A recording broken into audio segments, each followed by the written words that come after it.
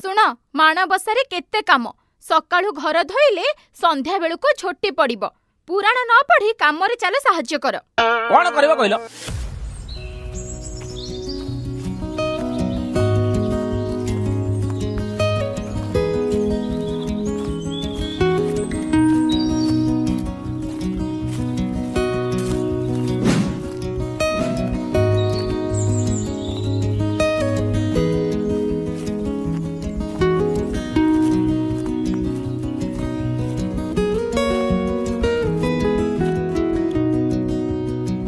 आइले कौन एते चिट्टा देखुथु आम चिट्टा एते आउ दुती पक्काला आम चिट्टा गाँ भीतर एक नंबर